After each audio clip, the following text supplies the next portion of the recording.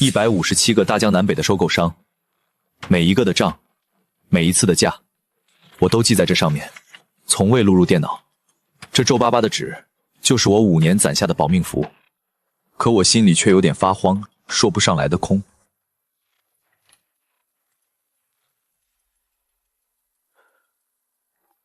坐吧，小陈，托你的福，今年这销售数据应该很不错吧？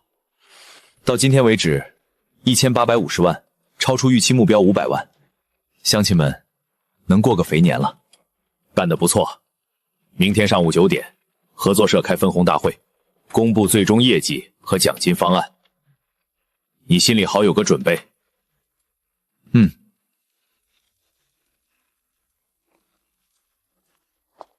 脚底下发票，这不是要发财的票，是慌，抓不住的慌。陈哥，你真牛！这次搞定了那个省城的大客户，我都能跟着沾光，拿小2万奖金。大家都有份儿，是集体合作的成果。打发走王磊，我拉开抽屉，将一个 U 盘和旧皮本放在一起，插上钥匙，又用力转动了3遍，才松手。镇东头老槐树下见，有急事，和分红有关系。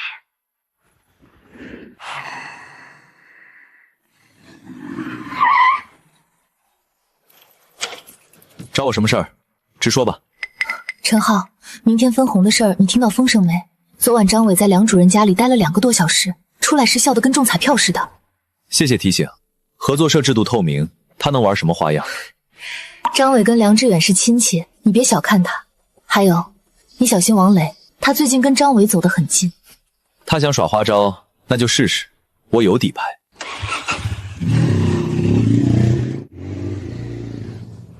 爹，天凉怎么不进屋？等你呢。听说咱村今年果子卖得好，明天发了奖金，咱家这漏雨的偏房总能翻修了吧？你要是在镇上买个房，娶媳妇儿也就有着落了。看着老爹满是茧子的手，我心里泛酸。爹，放心吧，亏不了。伺候老爷子睡下，我回到屋里。刘总是大老板，身价过亿，想在咱们这儿建立职工基地。如果这单1300万谈成，合作社的资金压力迎刃而解。5年的心血，总该有个交代。第2天一早，合作社大院里挤满了人，张伟拿着一张红纸走上台，他究竟要在我的奖金上做什么文章？早上9点，合作社大院里人头攒动。陈总，等会儿咱们部门领奖，你可得带头讲2句。看合作社安排。梁志远走上台，清了清嗓子。这离不开大家的汗水，更离不开销售部的冲刺。下面，请张总宣布奖金方案。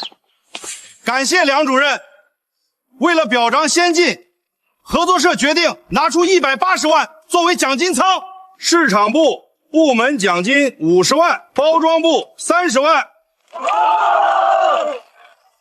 销售部副主管王磊奖金4万，李晓东1万5，赵国强2万，孙令1万2。名单念完，红纸被卷了起来，全场突然安静，所有人都看向我，因为从头到尾我的名字一次都没出现。我面无表情，手指轻轻敲着大腿。像王磊这样懂得协作的好同志才是我们需要的。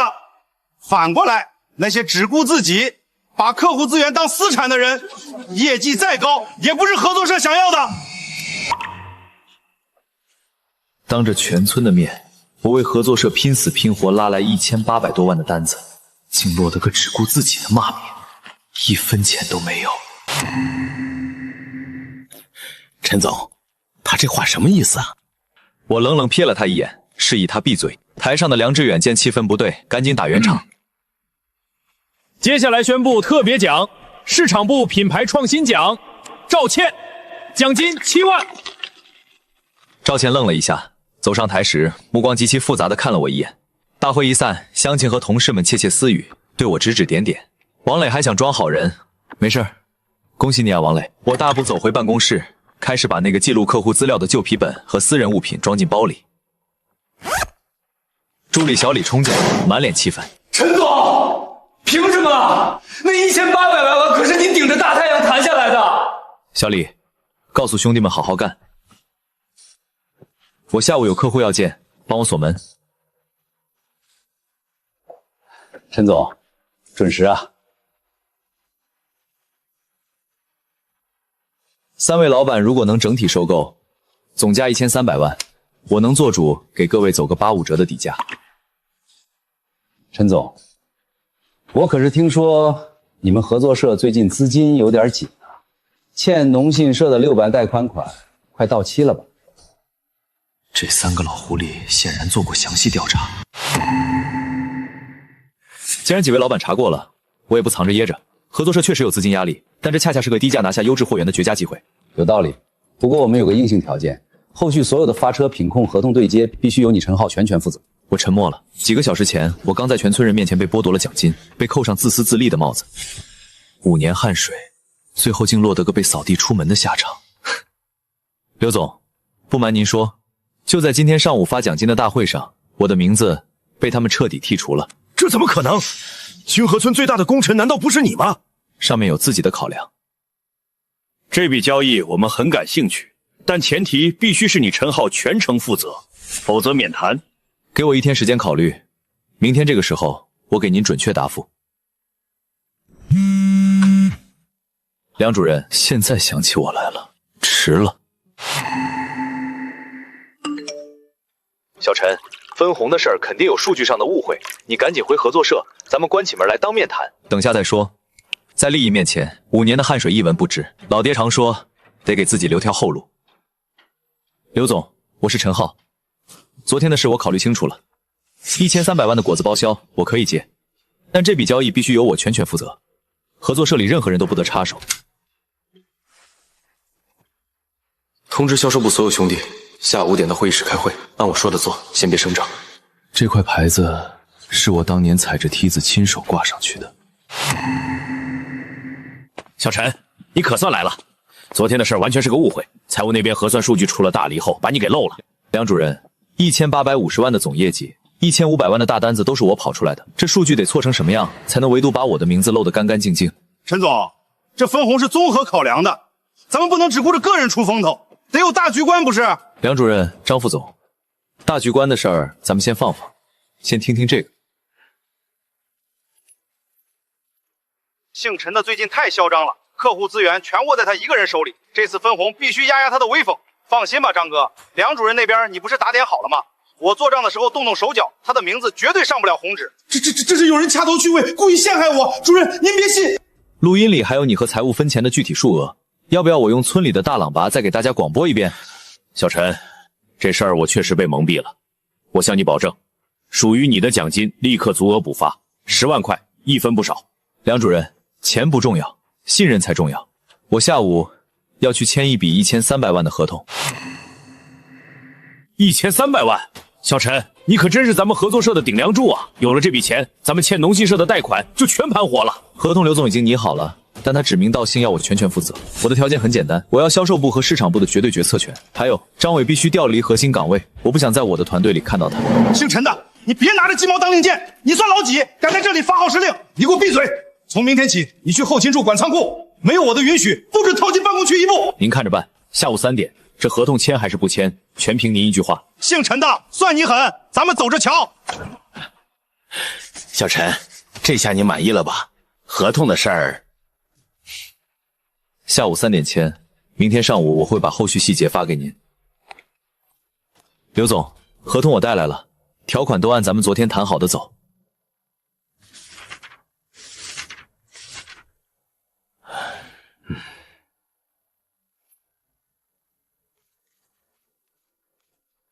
陈兄弟，合作愉快，我们就认你这个人。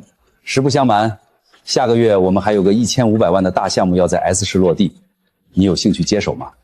随时奉陪。5点的销售部大会，昨天大家看我的笑话，今天我要给他们放个大招。哟，陈总回来了，听说你昨天赌气把大客户拉跑了，张伟在院子里到处嚷嚷，说你要毁了咱们合作社呢。让他叫唤去，5点开会，你最好准时到。陈总，今天到底怎么回事？外面都在传你挪用客户资源被查了，兄弟们都快急死了。大家先别急，听完这段录音，你们就什么都明白了。这份录音证据可以证明，我们销售部的业绩被某些人暗箱操作，挪用给了其他部门。太不要脸了！大家辛辛苦苦跑出来的业绩，凭什么由着他们暗箱操作？我今天召集大家，不是来诉苦的。就在1个小时前，我已经和华兴的刘总签下了1300万的整体包销合同。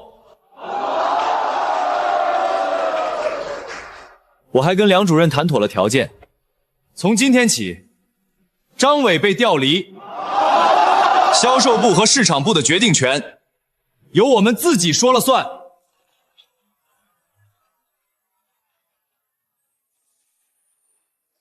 散会后，我独自留在办公室整理文件，前女友赵倩却突然出现在门口。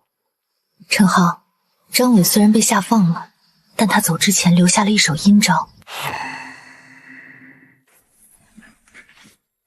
是我2年前用的旧数据，现在的核心客户只认我陈浩的招牌，不认这些废纸。还是你深谋远虑，这次多亏了你。小陈，昨天的事合作社负主要责任，10万块奖金已经打到你账上了，这是你新的权限任命书，放手去干吧，合作社需要你这样的人才。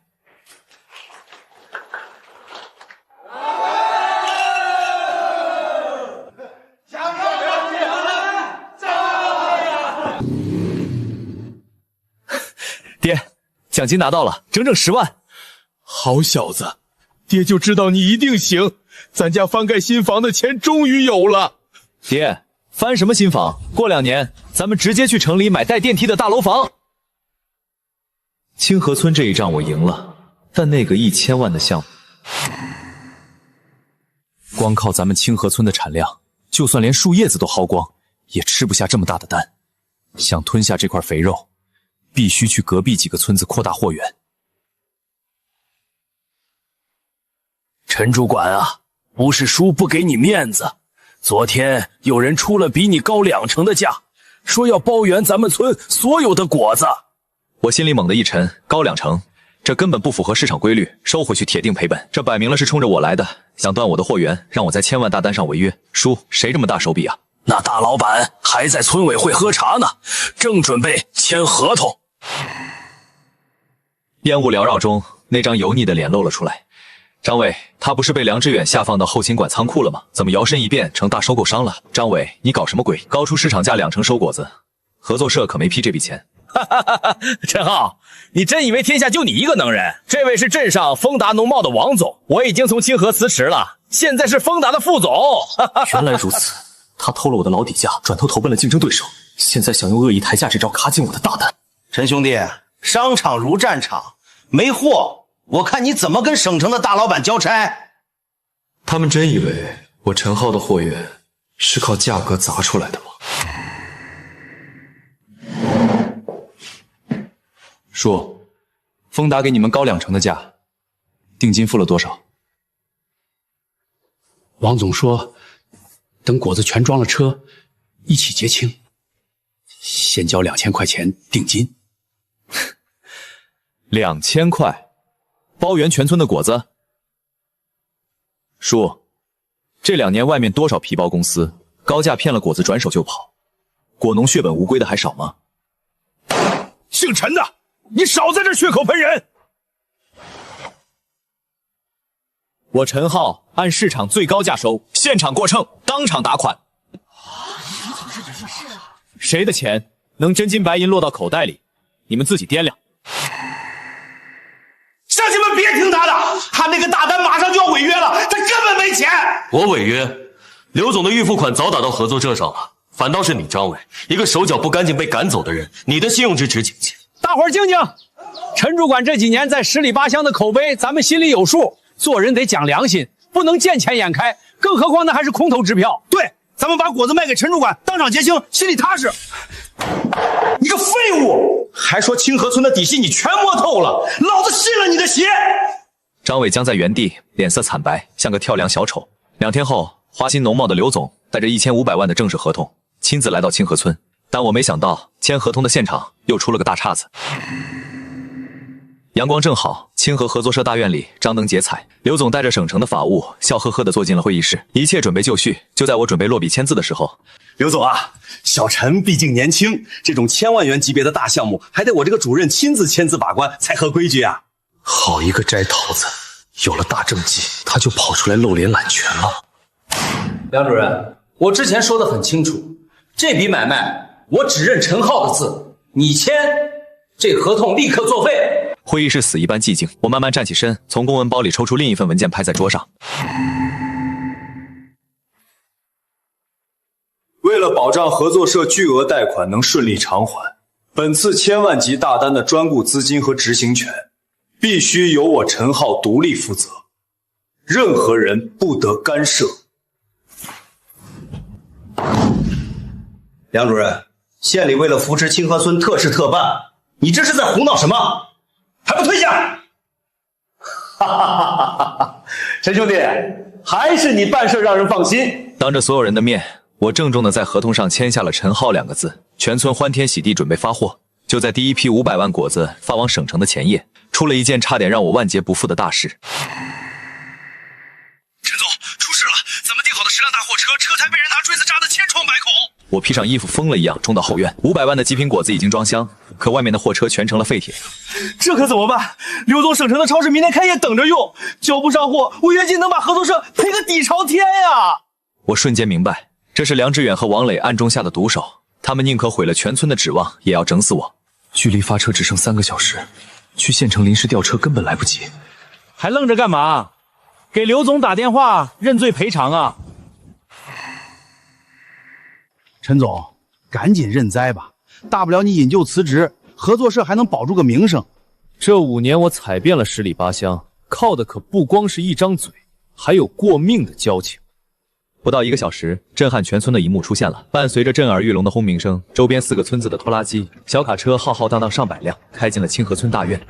陈主管帮过咱们大忙，今天咱们豁出命也得帮他把货运出去。王磊看着这铁桶一般的阵势，吓得一屁股坐在了泥地里。上百辆农用车接力，危机解除。但我心里清楚，内鬼不除，永无宁日。我一脚踹开主任办公室的大门。梁志远正端着茶杯和王磊眉飞色舞的庆祝。小陈，你怎么没去省城？我把一把沾泥的锥子和几张照片狠狠砸在办公桌上。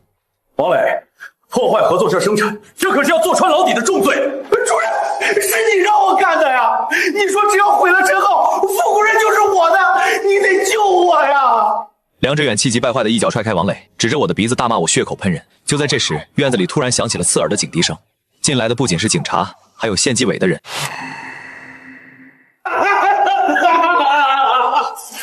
梁志远，我们接到实名举报，你涉嫌长期挪用合作社公款，以权谋私，请跟我们回去。他怎么也想不到，我向县里交出他做假账的铁证，早就断了他的后路。梁志远和王磊被押上警车，呼啸着离开了清河村。大院里，乡亲们和销售部的兄弟们爆发出雷鸣般的欢呼。从今天起，陈浩同志全权接管清河村合作社，担任代主任。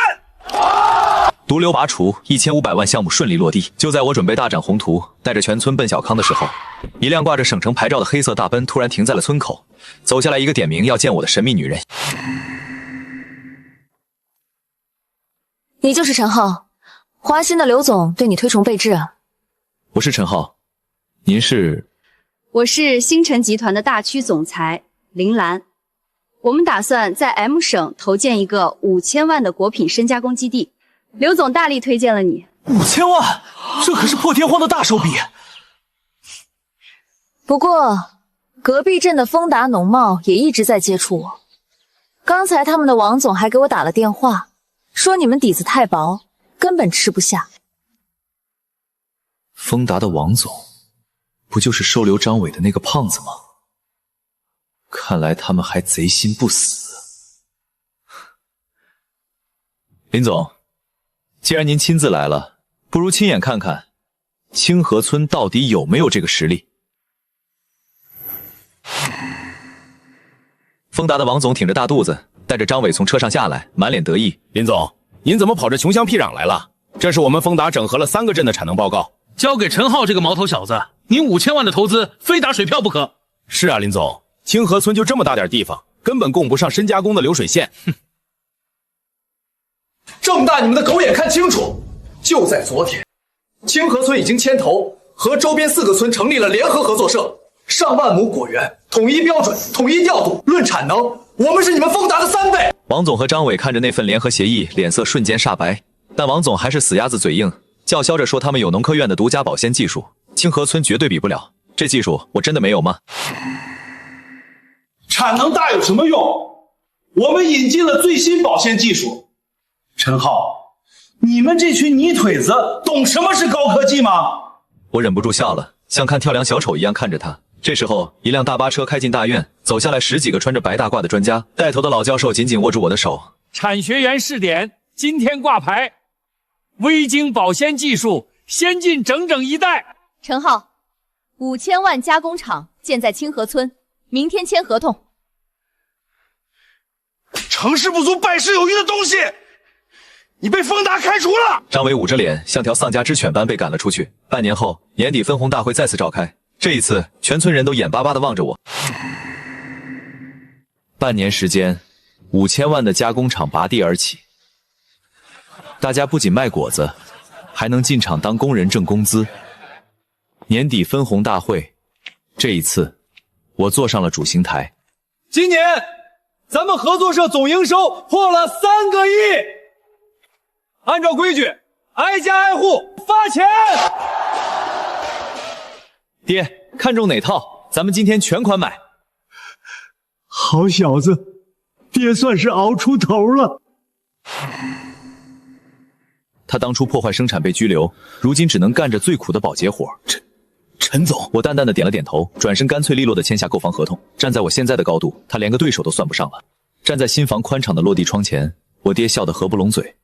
小浩，以后咱们就是城里人了。爹，房子买在城内，但我的根在村里，实现共同富裕，这才是刚开始。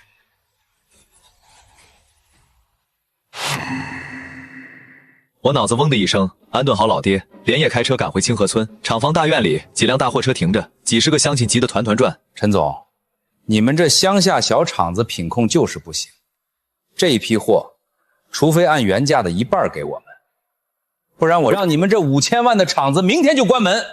厂里的机器都是德国进口的，水土也都经过省农大检测，怎么可能超标？这分明是鼎盛看着我们联合合作社做大了，想来杀猪压价。郑经理，空口无凭，你说超标就超标。陈浩，报告在这儿，今天这字你签也得签，不签也得签。报告上的取样时间是昨天下午3点，可我们的货是昨晚8点才从清河村发出的。你拿别处的劣质货栽赃我们，造假也太不走心了。姓陈的，你别敬酒不吃吃罚酒。实话告诉你，全省的销路我都打了招呼，我不收，你这几10吨果干就等着在仓库里发霉吧。我放话在这里，1个月内让你们清河村破产。第二天厂里的电话果然被打爆了，原本订好货的几个大客户竟然全都异口同声的要求退单。接连几个退单电话让厂里的气氛降到了冰点。陈总，咋办啊？一天光机器折旧和人工费就是好几万，再卖不出去咱们资金链就断了。小李，你去镇上给我买一套最专业的直播设备，我们绕过中间商，直接卖给全国消费者。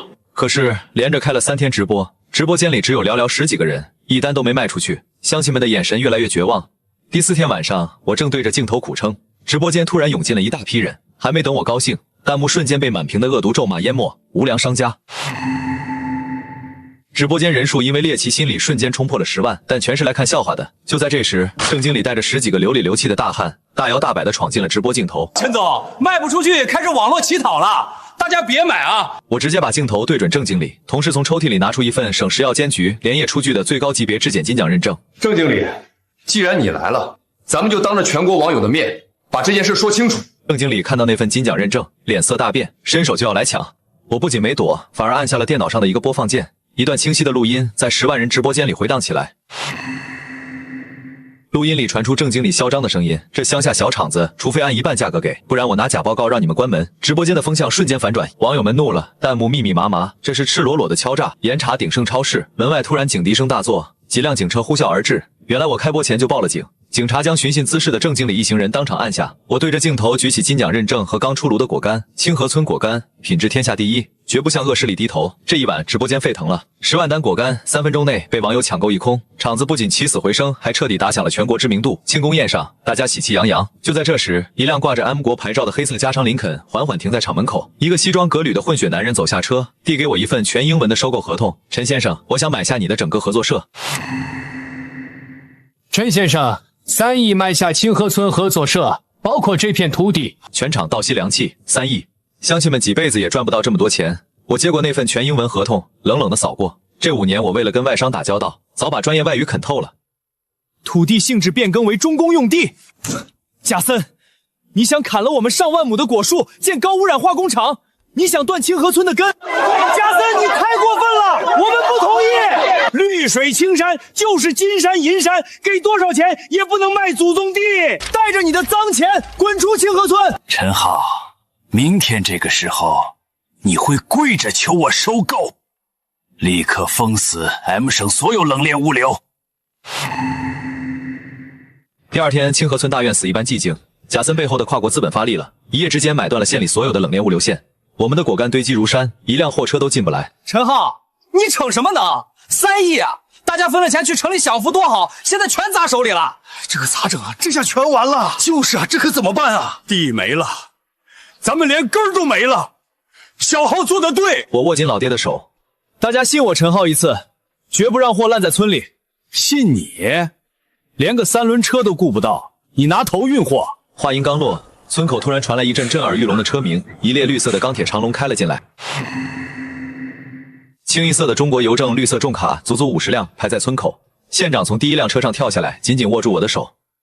资本想搞垄断，国家物流大网给你们兜底，全国包邮，特事特办。全村欢声雷动，王大强吓得缩进了人群。我看着这绿色的车队，心头一阵滚烫，这就是我们农民的底气。远处的豪华林肯车里，贾森气得砸碎了高脚杯。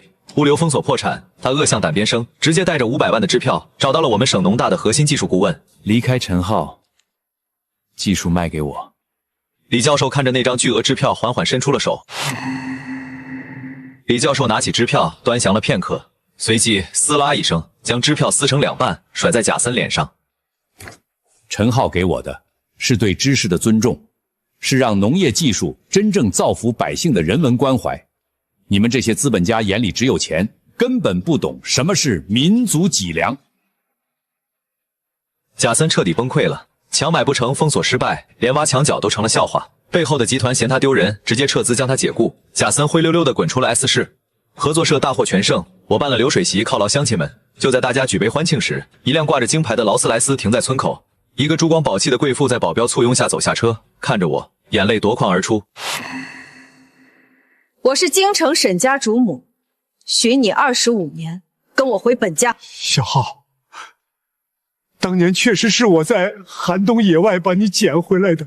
浩浩，跟妈回京城接手家族庞大产业，这老厂房也没必要再经营，直接停掉算了。我的根早已深深扎在这片故土，半点都割舍不下。沈夫人，您怕是认错人了。陈浩，我沈家想带走的人，从来没有留不住的。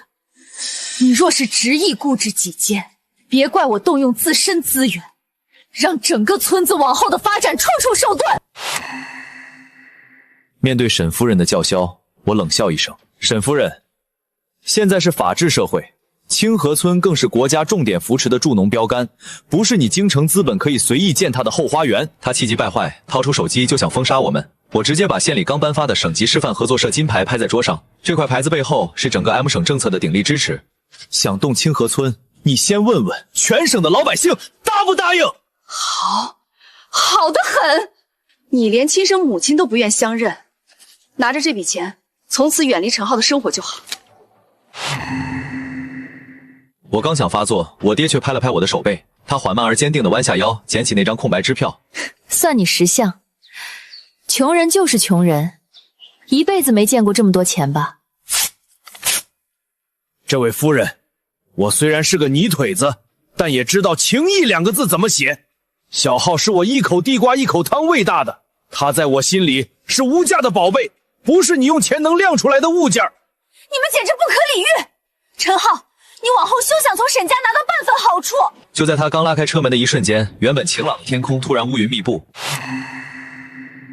保镖们乱作一团，劳斯莱斯在泥泞中疯狂打滑，根本开不出去。冰雹越下越大，沈夫人捂着流血的额头，在泥水里痛苦的呻吟。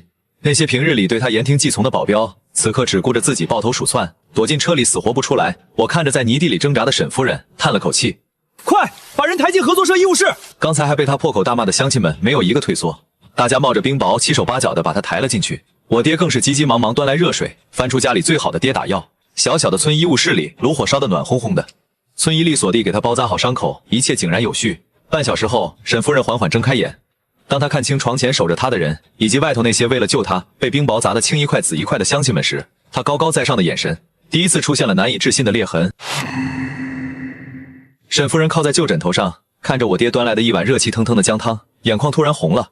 为什么救我？我刚才还要毁了你们的村子。你是小浩的亲娘，到了咱们村就是客，哪有看着客人在大雨里遭罪的道理？喝吧，驱寒的。那一刻，沈夫人的手颤抖了，姜汤的温度透过粗糙的瓷碗，直抵她那颗被资本和利益冰封了25年的心。她回想起在豪门里，身边只有算计、背叛和冰冷的数字，而在这个被她嫌弃的穷乡僻壤，她却感受到了最纯粹、最不求回报的人性光辉。她抬头看着我，泪水终于决堤。对不起，是妈错了。这些年，我穷的只剩下钱了。这场关于财富与亲情的对决，以一种最温情的方式落下了帷幕。第二天清晨，冰雹停了。沈夫人做出了一个震惊所有人的决定。阳光重新洒满清河村，沈夫人穿着我爹找来的一件干净花褂子。浩浩，妈不逼你回京城了，你在这里建起了真正的家，你比妈强100倍。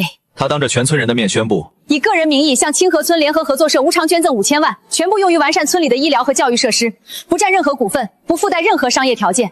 这不是投资，这是一个母亲支持儿子去实现他带领乡亲们共同富裕的梦想。我爹在旁边笑得合不拢嘴，乡亲们也爆发出热烈的掌声。没有豪门的尔虞我诈，只有人性的温暖与自我的救赎。合作社被17个村的代表围得水泄不通。陈总，求你带着大伙一起干吧！今天起，全村推行无统一种植模式，统一品种技术，不抽成也不赚大伙差价，只要按规矩来，合作社全程给大伙兜底。被丰达辞退的张伟找上门来，满脸愧疚，想求个差事。让我去西坡村做试点吧，求您给个赎罪机会。好，我答应你，西坡村这块硬骨头交给你。丰达放话，不改品种，加价15%收果。王总这招太狠，原本动心的村子瞬间全犹豫了。王总高价一出，3天3个村毁约，西坡村也天天闹着要签丰达。人家丰达给的价高还不限品种，凭什么不让我们签？他根本没销路兜底，高价只是骗大伙签独家协议的空头支票。前3年按往年平均收入保底，绝不让大伙亏1分钱。圣果期后咱们保价收购，省农大专家也算过，这账稳赚。不打价格战，靠着公正保底和专家算账，大伙悬着的心终于稳了。跑村这段日子，我和赵倩也终于解开了当年分手的死结。原来当年那张调岗通知，全是张伟 P 图挑拨搞的鬼。都过去了，现在的他也算是为当年的错付出了代价。不好了！原来是王总低价抢单，造谣我们品控不行，马上请他们的品控团队来考察。同时，我拿出跟各村签的标准化植协议，张伟牵头做的全流程品控手册，承诺所有合作村的果子全部执行同一标准。这是我们3年零退货记录，对比丰达的报告，优劣一目了然。我们续约，再加30%采购量。靠着过硬的品质，我们赢回了信任，反将一兵。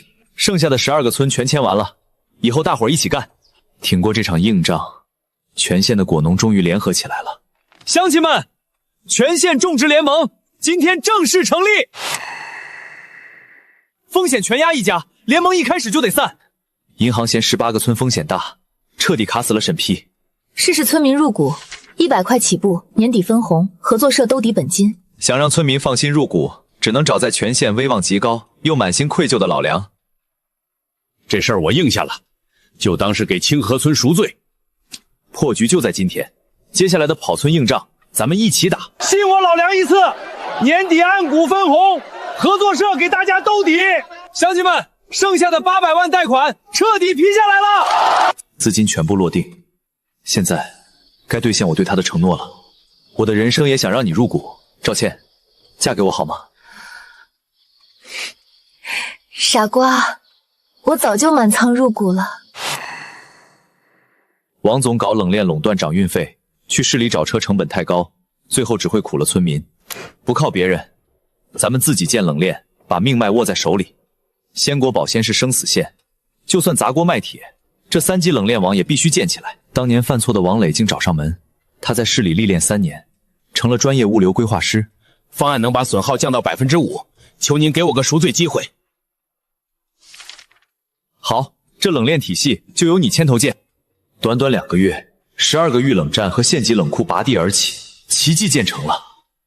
干得漂亮！王总的冷链垄断彻底被咱们打破了，运输危机解除了。转眼秋收季到来，全县果园迎来了大丰收。果子集中上市，库存快堆不下了，这可怎么办？鲜果集中爆发，积压严重，这要是卖不出去，全得烂在自己手里。别慌，咱们必须立刻想办法打通这最后的销路。冷库爆满，快过保鲜期了。1、2级果正常卖，3级次果必须全拿去做深加工。可村里深加工车间产能根本跟不上，必须找县政府申请建产业园。县政府不仅批了加工产业权的建设用地，还拨了乡村振兴扶持资金。18个村集体入股，咱们终于把产业主动权牢牢握在自己手里了。太好了，等产业权正式动工那天，我们就把婚礼办了。产业园顺利动工，我和赵倩也在今天办了婚礼，流水席拜满了全村。祝你们新婚快乐！大伙儿以后的好日子可全指望你们俩了。乡亲们把心放肚子里，咱们全县的日子一定会越过越红火。全印着清河园的商标，这烂东西要是吃出事儿，咱们招牌就全砸了。给我去查，就算掘地3尺，也要把这批造假的黑作坊揪出来。陈总，半个月内解决不了仿冒，上超就全面下架我们的产品。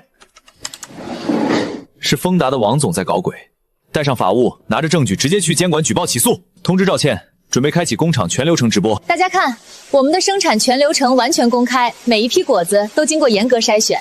张伟团队升级了区块链溯源系统，每件产品都有专属溯源码，从技术上杜绝假货，用透明的品控，我们终于赢回了大家的信任。危机化解了，订单涨了40%。除了营收，我们家也有个好消息，一切风浪都过去了，我们要迎接新生命了。接到医院电话，我疯了一样从车间赶到病房。老婆，辛苦了，我们要当爸爸妈妈了。赵倩孕期未停工，带队跑遍全国20多个省市，不仅把产品铺进连锁商超，还打通了出口渠道。合作愉快，我们的品质符合国际通标。Very good。调度必须严谨。大家看，这种湿度才是最佳滴灌时机。全县出村进城的冷链网算是彻底通了。赵倩怀着孕还陪咱们熬了好几个通宵，这5年的代农成效必须理得清清楚楚，每一个数据都是乡亲们流下的汗水。这一仗咱们必须赢。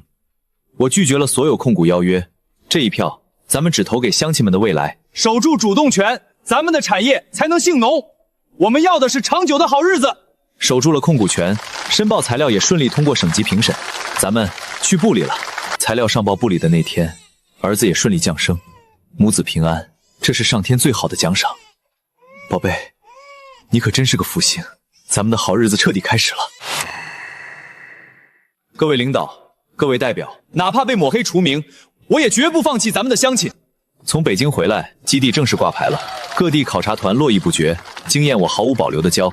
3年间，我们带动了10万农户增收，年营收破20亿，产品迈向全球。只要乡亲们能致富，这套清河模式，大伙儿尽管拿去用。老梁、张伟他们都实现了自我救赎，而我也拥有了最幸福的家。你看这万亩果园，都是咱们这5年一脚一个泥儿踩出来的。乡村振兴没有终点，我会一直守在这里，直到每一片土地都迎来繁荣。